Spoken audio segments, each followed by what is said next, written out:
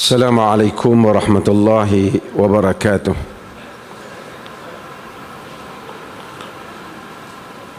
Alhamdulillah, nahmaduhu wa nasta'inuhu wa nastaghfiruh wa na'udzu billahi min syururi anfusina wa min sayyiati a'malina.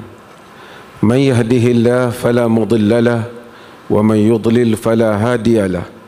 Asyhadu an la ilaha illallah wahdahu la syarika lah wa asyhadu anna Muhammadan abduhu wa rasuluh, amma ba'd. Pengurusi yang saya hormati dan kasihi, sahabat saya yang berhormat Datuk Seri Ustaz Rizal Marikan, Nina Marikan. Datuk Seri Reza ni dia memang ustaz. Dulu dia mengaji UIA bagian bahasa Arab. Pernah belajar di Kuwait. Tentu mungkin heran, macam pandai Arab. Memang dia pandai Arab. Pandai betul, bukan baru apa pagi tadi. Yang dihormati Datuk Mustafa Muhammad Mustafa, CEO Madrid, Saudara Syukri Ibrahim, dan seluruh pimpinan Madrid dan semua yang mungkin saya tak hafal namanya. Saya dengar tadi, saya sebut sikitlah, dan ini sekadar tazkirah saya ni. Bulan-bulan puasa ni saya tak pergi mana sangat. Tapi oleh kerana Datuk Seri Reza dia telefon sendiri, saya mailah juga. Kalau tidak saya duduk tekap peralih lah. Baru balik Sabah dan kami ada operasi di Sabah. Tadi Datuk Seri sebut tentang peperangan Badar. Peperangan Badar ini dikenali juga sebagai hari peperangan Badar, sebagai Yaumul Furqan, hari yang membedakan antara yang benar dengan yang tidak benar. Dan Al-Quran, salah satu namanya ialah Al-Furqan. Tabarakalladzi nazzala al-furqan ala abdihi liyakuna lil alamina nadhira. Ni ada anak-anak kita yang Maha suci Tuhan yang menurunkan Al-Furqan, kriterian yang mana untuk dijadikan peringatan bagi sekalian, turun kepada hambanya untuk dijadikan peringatan bagi sekalian alam. Al-Furqan membedakan, yakni keupayaan membedakan, membezakan. Kita hidup ini dapat datang ke tempat kerja, dapat pulang ke rumah, dapat makan makanan, kerana keupayaan kita untuk membezakan. Jika kita tak ada keupayaan membeza antara pejabat kita dengan pejabat orang, kita tak sampai pejabat kita. Betul tak? Antara rumah kita dengan rumah orang, kita tidak sampai ke rumah kita. Antara anak kita dengan anak orang, kita keliru. Lebih keliru kalau antara bini kita dengan bini orang. Maka Furqan, keupayaan, kemampuan membedakan antara suatu perkara dengan suatu perkara adalah asas untuk manusia hidup di atas dunia ini. Allah menurunkan Furqan yang terbesar, iaitu Al-Quran. Maka Al-Quran jika dibaca oleh kita, ia berupaya menjadikan kita mempunyai suatu ability, kemampuan membedakan. Jika kita membaca Al-Quran tetapi kita gagal untuk membedakan, bererti kita belum membaca Al-Quran. Ramai orang dalam dunia ini memperkatakan tentang mukjizat Al-Quran, the miracle of Quran. Apa dia mukjizat Quran? Of course, linguistik, soal bahasa merupakan soal salah satu mukjizat Quran. Tetapi walaupun bahasa memang mukjizat Quran. Quran tak dapat how many times Quran challenge supaya Quraisy Arab ketika mereka berada pada kemuncak keupayaan bahasa mendatangkan Al-Quran, mereka tak dapat mendatangkan surah pun sama seperti Quran. Tetapi keupayaan bahasa hanya akan dapat dinikmati oleh orang-orang yang pandai bahasa Arab. Itu pun hendaklah kepada level keupayaan mempunyai zauq ataupun taste, sehingga dia dapat merasai language tu. Baru dia akan tahu. Kalau kita baru belajar bahasa, kita belum mampu baca buku Shakespeare, kita tak akan tahu keindahan bahasa. Sekadar kita dapat kenal dasar bahasa, sehingga kita mampu mengetahui keseni bahasa. Kalau itu sahaja mukjizat Al-Quran, maka tak ramailah manusia di dunia ini yang dapat menikmati mukjizat Al-Quran. Mesti di sana satu mukjizat yang lebih jelas untuk dinikmati untuk semua manusia. Semua manusia boleh merasai, boleh experience mukjizat itu. Ialah mukjizat kandungan Al-Quran. Itulah yang telah menyebabkan bagaimana artis-artis barat yang membaca Al-Quran, walaupun tak ada guru lagi, hanya membaca translation Quran terjemahan, menganut Islam. Sehingga menjadi kerisauan di Eropah di dalam peperangan Israel menyerang Palestin sekarang ini. Al-Quran begitu laris di Eropah, dan kita tengok ramai tokoh-tokoh, ramai orang-orang barat yang menganut Islam, kerana mereka nak tahu apa what Islam is. Kenapa keupayaan orang-orang di Palestin itu bertahan, lalu mereka baca Quran. Mereka tak faham bahasa Arab, mereka hanya baru dapat merasai terjemahan. Itu pun terjemahan bergantung kepada penterjemah itu. Pun begitu, mereka telah menganut Islam. Kerana inti kandungan Al-Quran. Apabila lebih lama seseorang itu berada di dalam dataran agama, maka dia akan lebih faham hal-hal yang sangat penting dalam hidup yang mungkin tak dipahami oleh orang. Saudara-saudara sekalian, untuk hidup, semua orang hidup. Muslim, bukan Muslim, berbagai agama hidup. Tetapi memaknai makna hidup, sehingga hidup itu benar-benar hidup, ini hanya dapat difahami oleh orang yang memahami Al-Quran. Saya buat beberapa contoh. Satu contoh yang penting kepada tuan-tuan.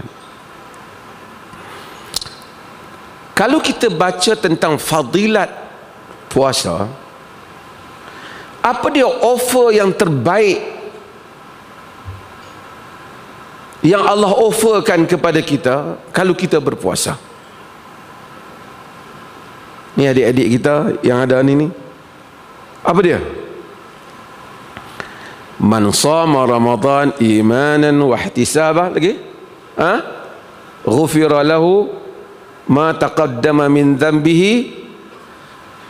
Siapa yang berpuasa dengan iman dan harapkan keredaan Allah, diampunkan apa yang terdahulu daripada dosanya.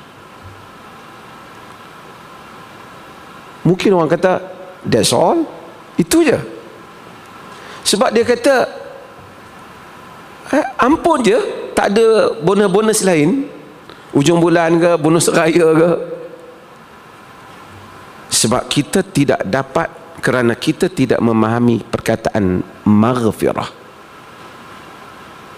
Tadi Datuk Seri Reza sebut tentang Lailatul Qadar, malam Al-Qadar. Bila Aisyah tanya Nabi SAW dalam hadis yang semua kita hafal, apa patut dia doa kalau dia bertemu Lailatul Qadar? Apa doa dia? Ni adik-adik kita ni, apa dia? Saya tengok ada ustaz seorang, Allahumma afun, Allahumma innaka afun karim tuhibbul afwa fa'fu anna. Sebahagian riwayat Allahumma innaka afun tuhibbul afwa, itu lebih kok. Ada tambahan juga, Allahumma innaka afun tuhibbul afwa fa'fu anni. Ya Allah, engkau itu pemaaf dan sukakan kemaafan, ampunkanlah aku. Ke semua hidup kita ini,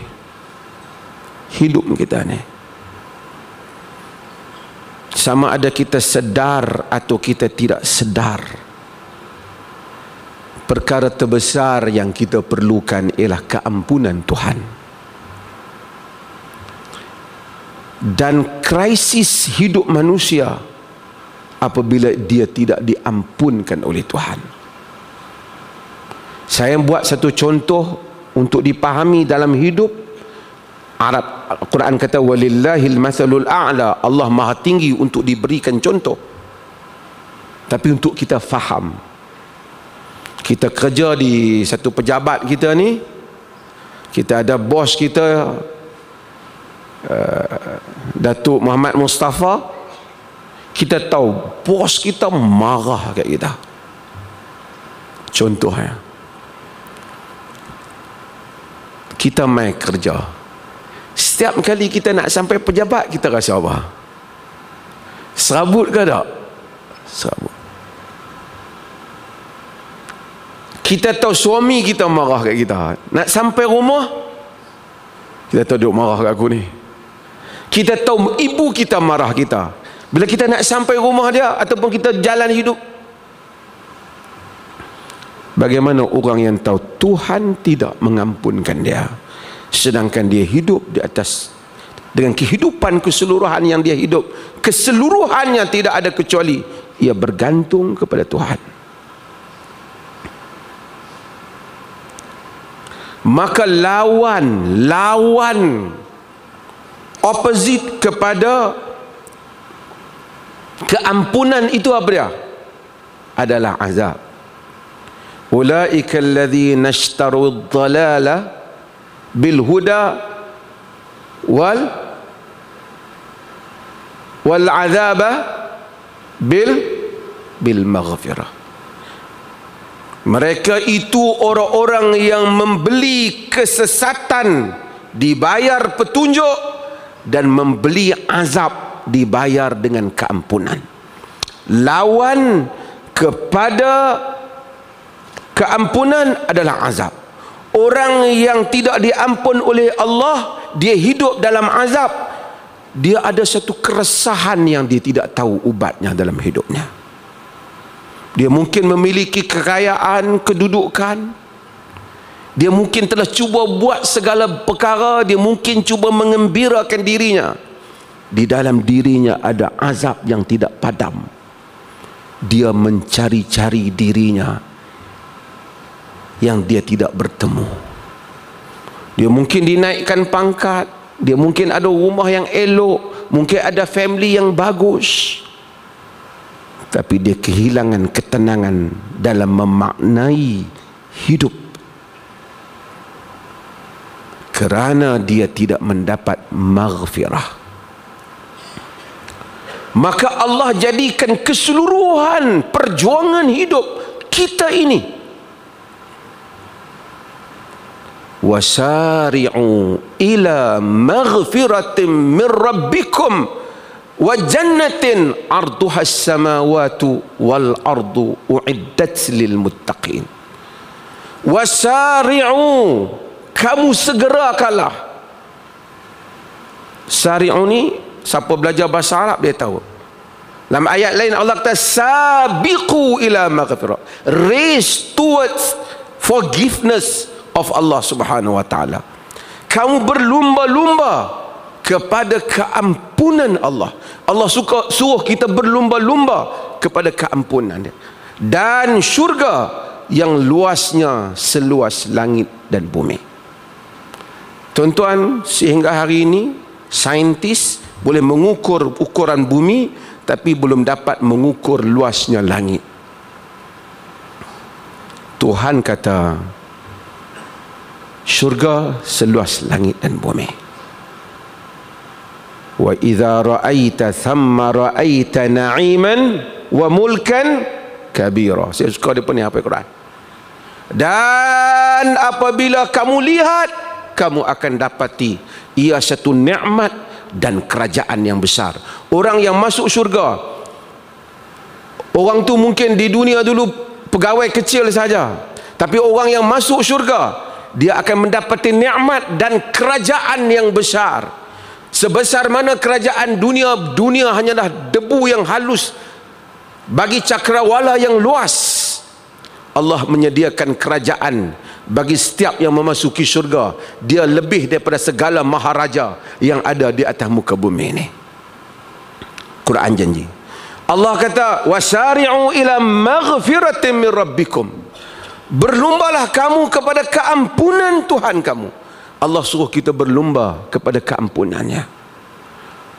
Saya nak bedakan, dalam ayat yang lain Allah kata, sabiqu ila maghfiratin min rabbikum wa jannatin arduha ka'ardis samawati wal ard.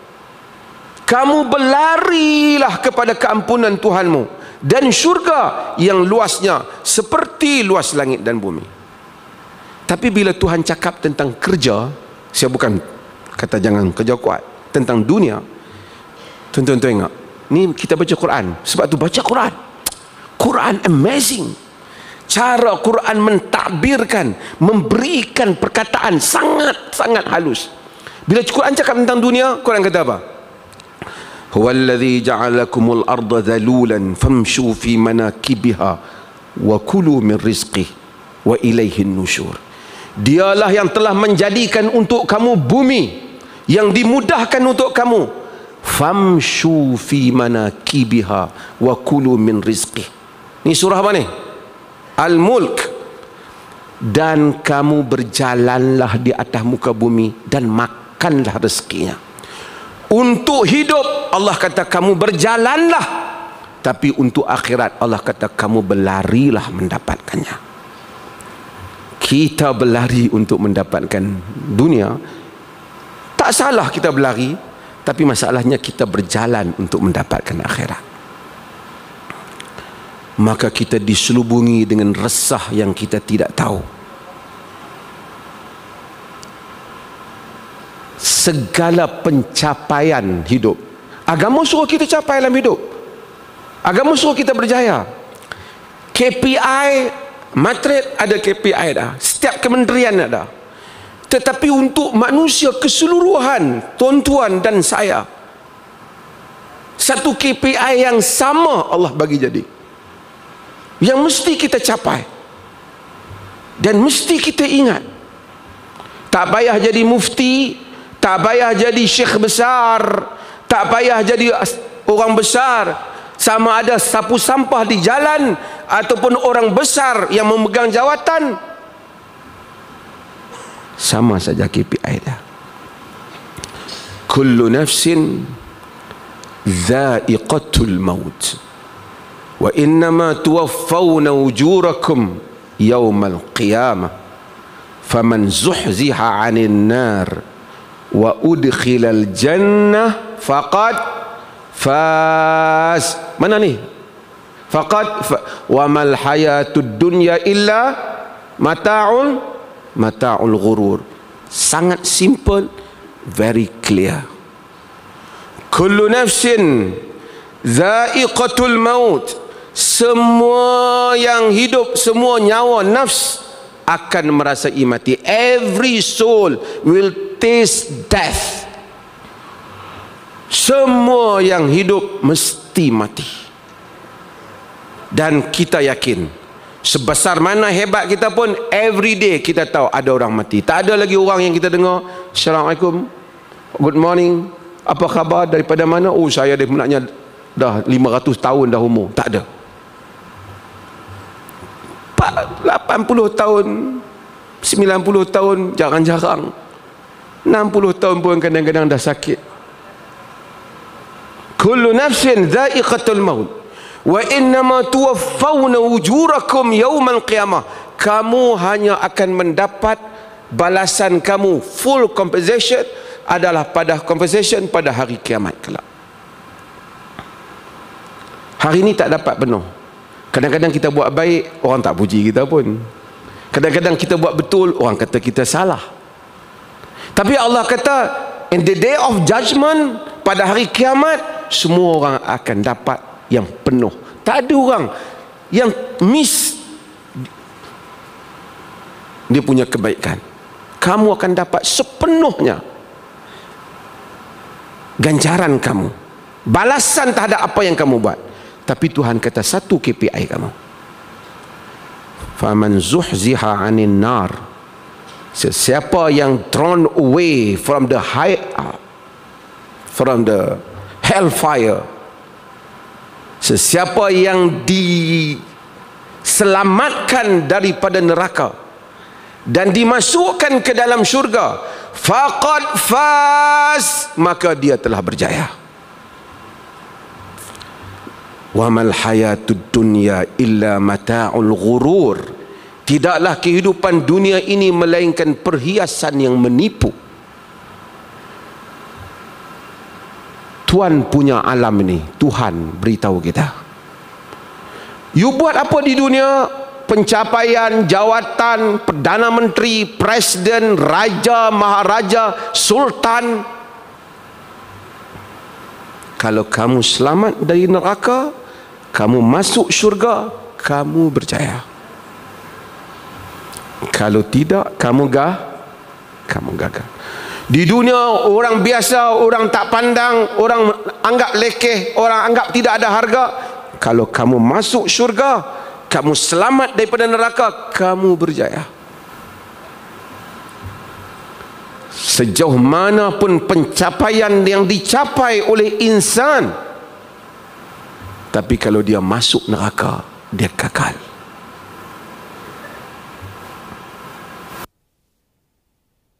Dan Allah bagi satu key, satu kunci untuk kita fikir faham betul-betul.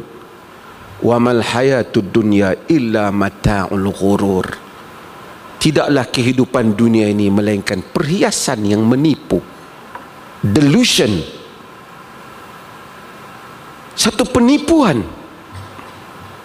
Fulan semalam orang biasa, hari ini dia naik, orang itu hari ini naik kemudian turun.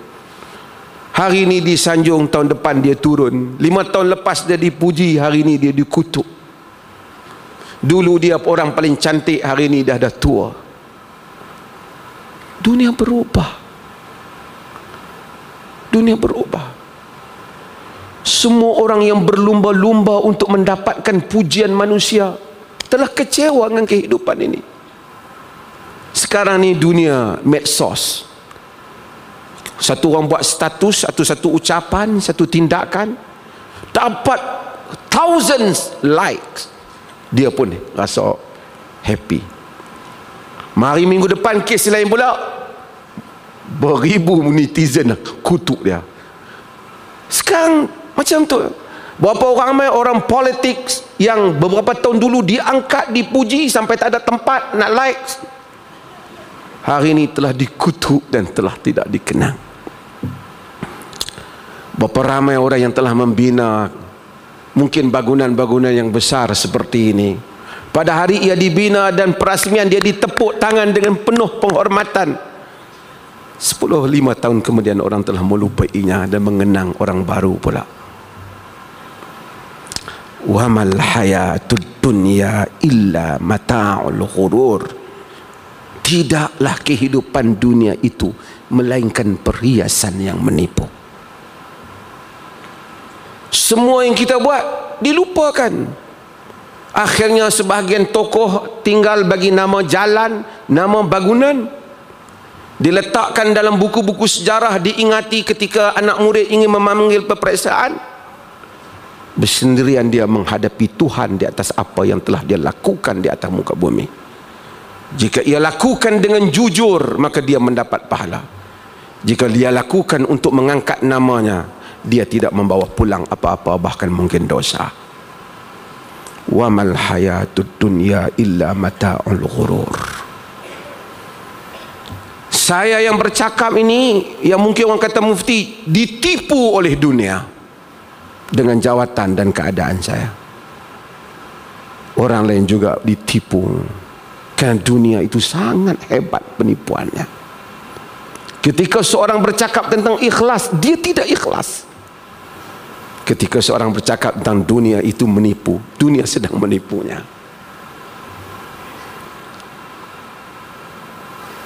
Agama, furqan. Agama menjadikan seseorang dapat membedakan apa yang ia lihat di hadapannya. Hadirin dan hadirat yang dirahmati Allah, apabila peringkat-peringkat hidup manusia berubah, keadaan, rasa, perception dia juga akan berubah. Anak-anak kecil yang kita lihat di hadapan kita ini, ketika kita pernah melalui hidup seperti mereka, banyak makanan-makanan kita rasa sangat sedap di lidah kita. Hari ini setelah kita dewasa, kita tak makan lagi itu. Berapa banyak keadaan-keadaan yang kita rasa bahagia, kemudian ia tidak bahagia.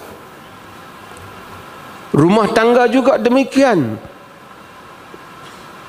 Tempat kerja, kumpulan, parti politik, kampung halaman, berubah dengan berubahnya masa dan keadaan diri yang merasakannya. Puasa, agama, ia memasukkan rasa yang benar di dalam diri kita,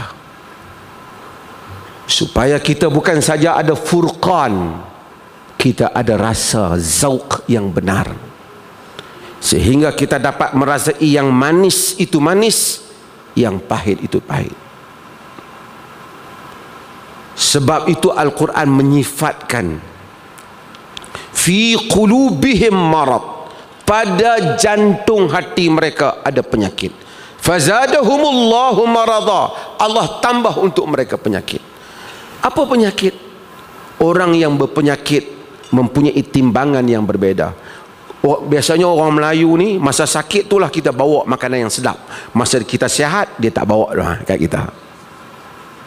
Tapi apabila kita sakit, dia bawa yang sedap, kita makan yang sedap, kita kata pahit. Kita kata aku tak dapat rasa. Bukan kerana makanan berubah rasa seperti tadi, tetapi tubuh telah berubah keadaan kerana ada penyakit di dalam tubuh.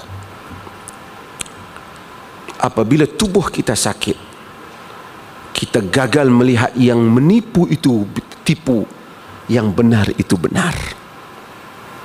Lalu kita merasai dunia sangat manis dan merasai furqan, kebenaran itu adalah pahit. Agama datang untuk membetulkan hal ini, sehingga seseorang boleh tersenyum dengan kebenaran walaupun orang lain tidak menyukainya, kerana dia telah mempunyai rasa yang betul. Sehingga seseorang dapat hidup bahagia dengan Allah walaupun orang-orang lain tidak suka, apabila dia mengetahui di situ adanya redha Allah. Sehingga manusia mencapai ke peringkat itu, barulah diturun bermakna yang dikatakan Tabarakalladzi nazzalal furqan ala abdihi.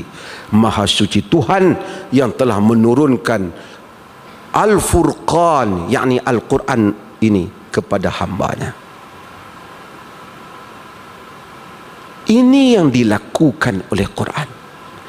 Ini yang menyebabkan kehairanan orang-orang di barat apabila mereka yang masuk Islam meninggalkan kemewahan hidup, sanggup kerana membaca Al-Quran merubah kehidupannya. Ini yang mengherankan Kenapa pada kesejukan malam ketika orang enak tidur, orang-orang mukmin bangun mengambil wuduk dan menunaikan qiyam, berdiri bersendirian dalam kesunyian malam, berdoa kepada Allah, bersalat, berdoa, sujud dan memohon keampunannya. Tidaklah kita dapat menikmati nikmat ini selagi lidah kita ini lidah orang yang tidak sihat, lidah orang sakit. Kalau orang sakit, ubatnya mungkin diberi oleh doktor sebagai menghilangkan panas ataupun virus yang ada dalam diri dia. Tapi orang yang berpenyakit tentang dunia ini, ubatnya tadi keampunan Tuhan. Untuk mencari keampunan ini, maka Allah telah menyediakan banyak perkara supaya kamu sampai ke dataran keampunan. Salah satunya puasa. Dan hadis itu juga menyebut, man qama Ramadan imanan wa ihtisaba ghufira lahu ma taqaddama min dhanbi. Siapa yang berdiri pada bulan Ramadan iman dan mengharapkan pahala, Allah ampun dosa dia. Saudara-saudara, saya sendiri, tuan-tuan sekalian, kita berjuang untuk keampunan Tuhan. Dan kita berjuang untuk itu sehingga kepada nafas kita yang terakhir. Saya selalu sebut dalam banyak, ingatkan diri saya, orang mukmin tak pernah tamat cita-cita dia. Orang-orang yang minat novel atau novel yang paling masyhur dalam dunia ni, yang diterjemahkan dalam semua bahasa hampir, The Alchemist. Dalam The Alchemist tu dia cerita bagaimana cita-cita telah menghidupkan manusia. Ramai pembaca, dikatakan tidak ada presiden Amerika yang tak membaca The Alchemist. Tapi saya nak cerita, dan itu termasuk cerita semangat satu orang untuk terus hidup berniaga kerana dia nak pergi haji. Dia seorang Kristian tapi dia tulis. Tapi saya nak cerita orang mukmin kenapa dia hidup. Kebanyakan orang bila sampai pencen dia kata, aku ni tak ada apa cita-cita lah, nak pencen dah, nak tunggu berapa hari dah lagi, ingat habis ni nak tengok cucu je kot. Tak ada apa harapan pakcik? Tak ada harapan apa dah. Hang tengok umur aku ni, saya cakap orang utara kata, hang tengok umur aku ni harapan apa dah. Itu membedakan, bukan saya kata dia silap, tapi mungkin dia terlepas pandang. Mengapa orang seperti Abu Ayyub Al-Ansari yang Nabi pernah duduk di rumah dia, makam dia tu kira tinggi kerana Nabi pernah menumpang di rumah dia, tapi sehingga akhir hayat dia suruh membawa diri dia sehingga ke perbatasan yang terakhir umat Islam berperang di Turki. Sebab orang Islam ini, selagi dia tidak pejam mata, mimpinya ialah keampunan Tuhan dan mimpinya adalah syurga. Sesiapa yang tidak bermimpi syurga dan tidak memperolehi keampunan Tuhan, dia menderita di dunia ini, struggle dengan perjuangan yang dia pun tidak tahu dia sebenarnya cari apa. Dia tersesat di dalam diri dia sendiri, sehingga kadang-kadang dia tak tahu dia nak buat apa. Dia nak please orang tu, dia nak please orang ni, dia dah dapat dah jawatan tu, dia dah dapat dah kedudukan ni, tapi dia meraba-raba, ada sesuatu yang missing in my life. Dia terlepas perlumbaan mencari keampunan Tuhan. Dia terlepas cita-cita yang besar, wa jannatin arduhas samawati wal ardh, syurga yang luasnya bagaikan langit dan bumi. Hadirin yang dirahmati Allah, ini adalah tazkirah saya untuk diri saya sendiri, supaya kita membetulkan persepsi hidup. Dunia kita Kita ambil macam Datuk Sri Rizal kata, wabtaghi fima atakallahu darul akhirah wala tansa nasibaka minad dunya. Tengok Quran amazing tuan-tuan. Dia kata carilah apa yang Allah datang, pada apa yang Allah datangkan padamu, pada hartamu, fima atakallah darul akhirah. Apa yang harta Allah beri padamu, kamu cari darul akhirah. Kamu cari darul akhirah, cari akhirat. Wala tansa nasibaka minad dunya. Jangan kamu lupa habuan kamu di dunia. Saya buat contoh hayat. Kita nak pergi satu tujuan, nak balik kampung. Kau pun dah balik kampung tu, singgahlah rumah makcik kau. Tapi makcik kita bukan tujuan utama. Cari dengan harta yang Allah bagi akhirat. Cuma kau jangan lupa habuan kamu. Ia di pinggiran, tapi jangan lupa. Ia bukan bermaksud kamu cari dunia sebanyak mana kamu cari akhirat. Wabtaghi fima, yang kamu cari ialah dunia, yang kamu cari ialah akhirat. Dunia hanya kamu jangan lupa, supaya kamu dapat hidup di atasnya secara terhormat.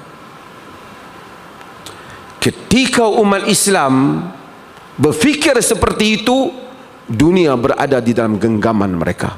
Futuhat di dalam bulan Ramadan, pembukaan, the openings, pembukaan kota, sehingga Islam menjadi empire yang besar. Ketika dunia mereka tidak lupa, tapi akhirat yang mereka cari. Tetapi ketika dunia telah orang Islam cari, akhirat kadang-kadang kita tak lupa. Orang Islam tidak menguasai apa-apa pun pada hari ini. Mudah-mudahan Allah Subhanahu wa taala merahmati kita semua dan diberikan kebaikan kepada kita. Ini tazkirah ringkas saya sebelum berbuka puasa. Saya tak tahu buka apa sini. Boleh ada sisi soal jawab ke sini? Terima kasih banyak. Mungkin bagi peluang kepada pihak, saya tengok pengurusi pun dah berdiri di situ. Terima kasih kalau ada terkasar bahasa, mohon dimaafkan. Mudah-mudahan tercapai maksud yang ingin saya sampaikan. Sekian, wassalamualaikum warahmatullahi wabarakatuh.